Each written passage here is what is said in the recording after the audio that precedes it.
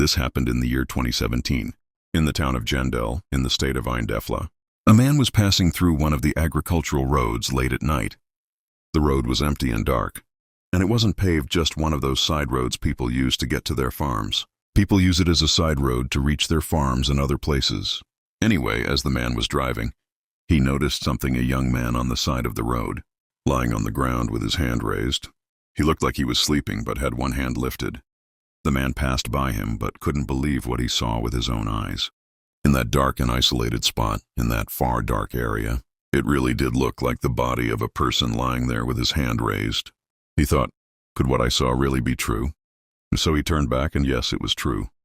It was a young man who had been stabbed. There was a knife still lodged in his lower back, right at the base of his spine, and blood was pouring out. It was clear he had been stabbed hours earlier, because the place was soaked in blood. The area around him was completely covered in blood. The man quickly ran to him, picked him up, and rushed him into his car, driving straight to the hospital. On the way there, he kept trying to ask him, "What's your name? Who did this to you?" But the boy couldn't speak at all. He wasn't able to say a word. They reached the hospital, and as soon as they got him into the operating room, he passed away. They couldn't save him. The investigation began immediately. They started looking into the identity of this unknown young man. He didn't have any form of ID on him. The police were informed. "We found a young man in such and such location. If anyone comes asking or inquiring about someone missing, send them our way immediately, because we have an unidentified young man here." A young man was stabbed and died at the hospital. Within 4 or 5 hours, everything turned upside down over this boy. It turned out his name was Shaker. And what made the situation even more heartbreaking, and why everyone was so sad and joined the search, was because the night this young man went missing was the night of his wedding. His family was waiting for him. The bride, the guests, everyone was there. The music was playing, the celebration had started, and everyone was happy. Earlier that day, he had gone to the barber just a few hours before the wedding to get ready. He told his mother, but then an hour passed, then 2, then 3, then 4. People started searching everywhere for him. They kept trying to call him, but there was no answer at all. They asked his close friends if anyone had seen him. They went to all the places he could have been. Eventually, they notified the police. The police asked, "What does the boy look like?" When they described him, the police said, "Bring one of his relatives." They took them to the morgue at the hospital, and that's where his relatives identified his body. It was a tragedy. Why was this boy killed? Did it have anything to do with the wedding? And that was the biggest shock. The police arrested everyone close to Shaker from both sides, his bride's family and his own. They began questioning everyone. Did the bride have a secret lover? Was one of her cousins against the marriage? Was there any hostility between her and Shaker? Any enemies? Anyone who didn't want this marriage? Every suspect was arrested that same day. They questioned and investigated, but no evidence pointed to anyone. They asked Shaker's mother, "When was the last time you saw him?" She said, "He was at home with me." She was devastated and crying. This was her son, the one she was waiting to celebrate. He was supposed to return from the barber, all dressed up and looking sharp, only for her to be shocked by the news that he had been murdered. She said, "The last time I saw him, he told me he was going to the barber." They asked, "Which barber?" She said, "I don't know exactly, but he usually goes to the barbers in a certain area near our house." So the authorities went there and arrested all the barbers. They questioned them one by one until one of them recognized his picture and said, "Yes, he came to me. I personally cut his hair. He's one of my regular customers. He always comes to me." They asked, "When was he at your shop?" He replied, "He was here around 5 or 6 in the evening, just before sunset." The barber said, "I knew he was getting married. I even gave him a special style and helped him get ready." They asked, "Then what happened?" He replied, "That was it. I finished up and got him ready and he left." But he wasn't alone. He was with one of his friends. "Okay, who was that friend?" He said, "I don't know his name, but he had a certain type of car." The police asked Shaker's brothers and friends, "Which one of his friends drives that type of car?" They replied, "That would be Anas." "Where does Anas live?" They arrested Anas. "Come here, Anas. You were the last person seen with Shaker on the day of his wedding. You personally took him to the barber, and the barber saw you." Anas said, "Yes, that's true.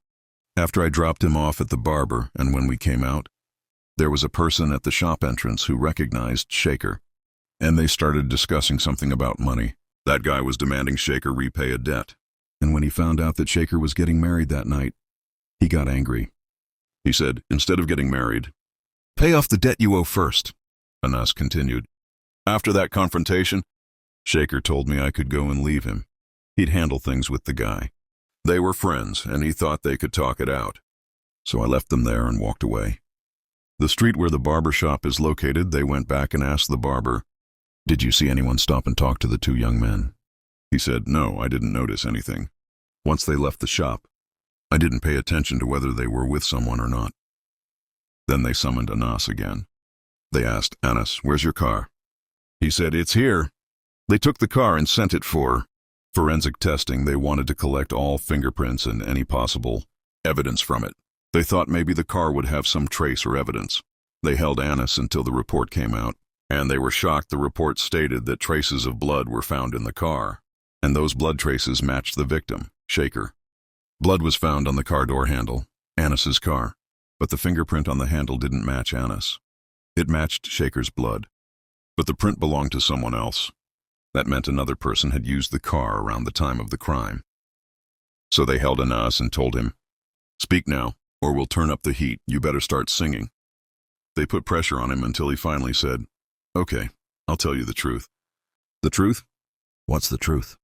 He said, "Shaker was my friend since childhood, and I knew about the girl he was in love with. They'd been together for 5 years. Her name was Malik. They were in a passionate love relationship. She was always by his side, and he was always with her. Sometimes I'd even drive them around in my car. Sometimes they needed a ride, and I'd help them. I knew both of them well. Anyway, 2 days before the wedding, Shaker called this girl, Malik, and told her, "Listen, Malik, I'm getting married. I want to move on with my life. You should go and get married too. Live your life. We're not meant for each other." The girl lost her mind. She said, "After 5 years, you made me reject everyone who proposed to me."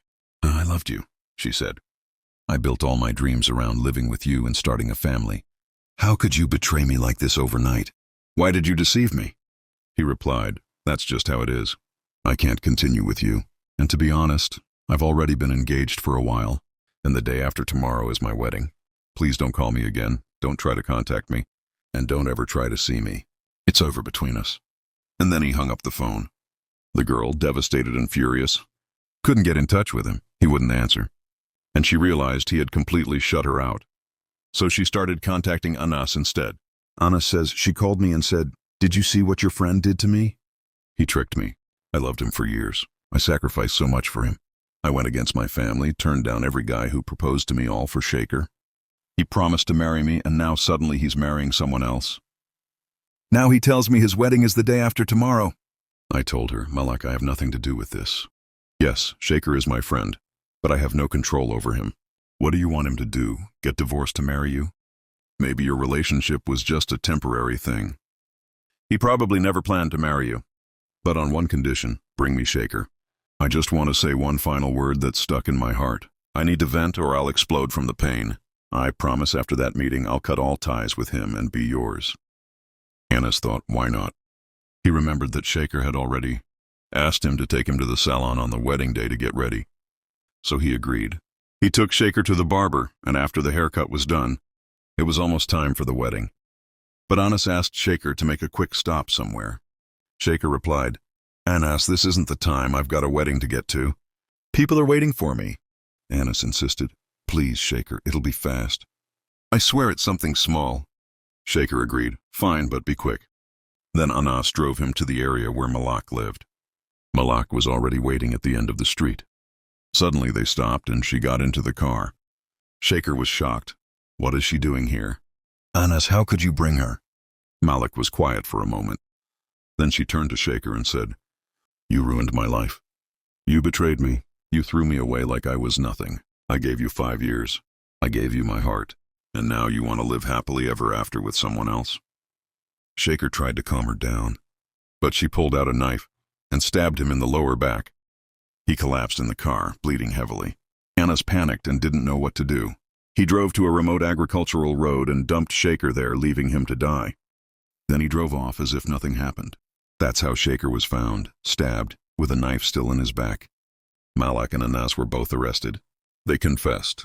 It became one of the most shocking murder cases of 2017. A groom killed just hours before his wedding by the woman he once loved and the friend he trusted most.